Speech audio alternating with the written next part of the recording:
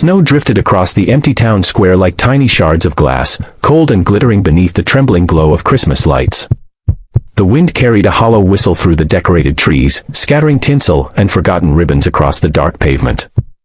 It was Christmas night, the kind meant for warmth, family, and laughter, but for one woman sitting alone on a frosted bench clutching a bundled infant, the world felt unbearably quiet.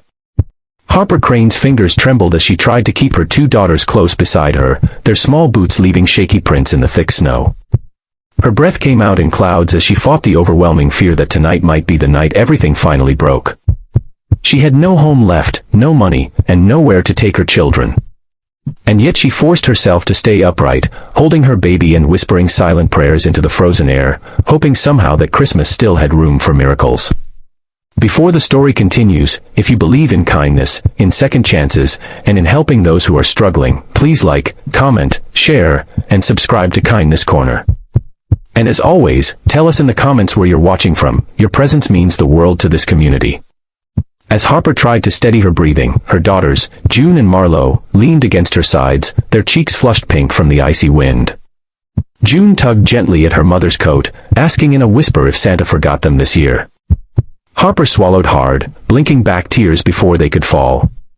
She didn't want her children to feel the fear she carried inside, that suffocating dread of uncertainty, but the truth was that she had run out of every plan she once had.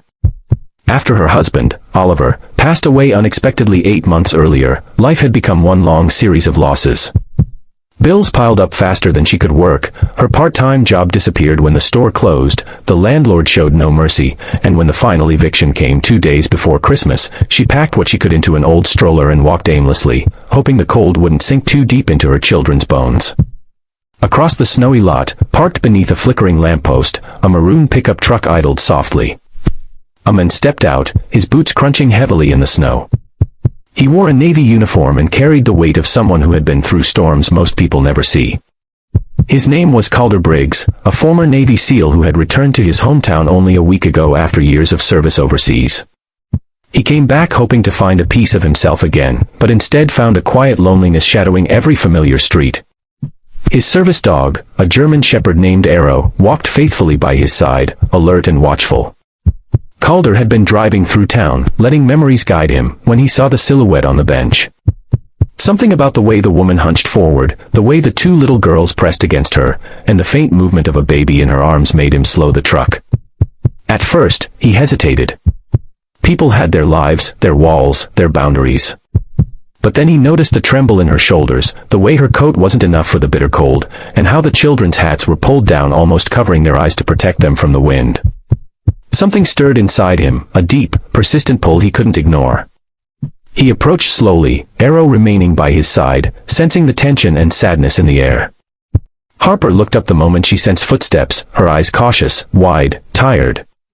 Calder could see the fear there, the uncertainty, but he also saw strength, something quiet but enduring in the way she held her children.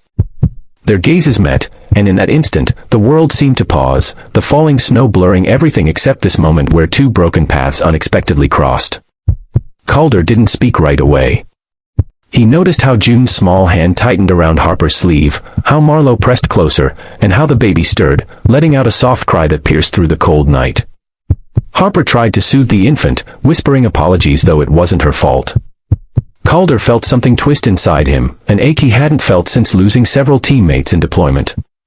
He had promised himself he would never stand by when someone needed help. And now here he was, watching a mother fight a battle she shouldn't have to fight alone. He kneeled down so he wouldn't tower over the girls, letting Arrow sit beside him. The dog's calm presence brought a small moment of ease to Harper's frightened daughters. Calder's voice, when he finally spoke, was gentle, steady, and warm in the frigid air. He asked if she was okay, though he already knew the answer. Harper tried to say she was fine, but the crack in her voice betrayed the truth she'd been trying to hide for months. She admitted in a quiet, embarrassed tone that they had nowhere left to go. She apologized again and again, as if her suffering were something she owed the world an explanation for. Calder felt anger, not at her, but at a life that could be so unforgiving. He reached out his hand, not forceful, not demanding, just offering. A gesture of compassion, of understanding. Snow gathered lightly on his sleeve as he held his hand out toward her. His voice was low but firm, filled with the sincerity of someone who meant every syllable. He told her she didn't need to apologize for surviving, and that no mother should be out here like this on Christmas night.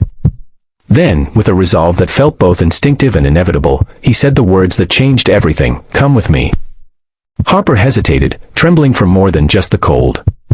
Trust didn't come easily anymore. Loss had carved deep places inside her, and every decision felt like stepping on thin ice. But when she looked at her daughters, exhausted, shivering, clinging to hope, they gave her a small nod, a silent plea. And when she looked back at Calder, she didn't see pity, she saw sincerity, steadiness, and a sense of protection she hadn't felt in months. She placed her hand in his. It was cold, fragile, but filled with an unspoken belief that maybe, just maybe, this was the turning point she had been praying for. Calder guided them to his warm truck, helping the children get inside, brushing snow gently from their coats. Arrow hopped in last, settling at their feet like a guardian. Calder drove them not just somewhere warm, but to a place where the lights glowed brighter, the walls felt safe, and the air no longer stung with fear. He gave them blankets, food, and space to breathe again. For the first time in months, Harper felt the crushing weight of survival lift, even if only slightly.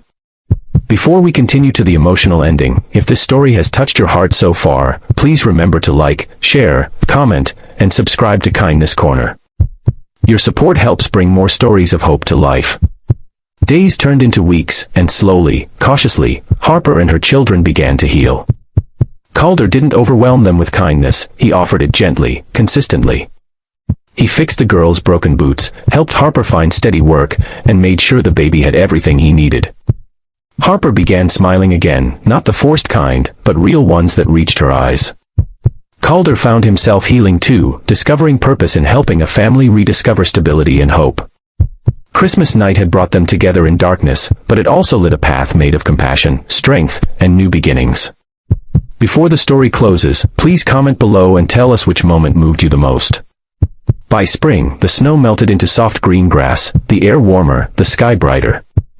Harper watched her children playing with Arrow in Calder's yard and felt something bloom inside her, a feeling she thought she lost forever.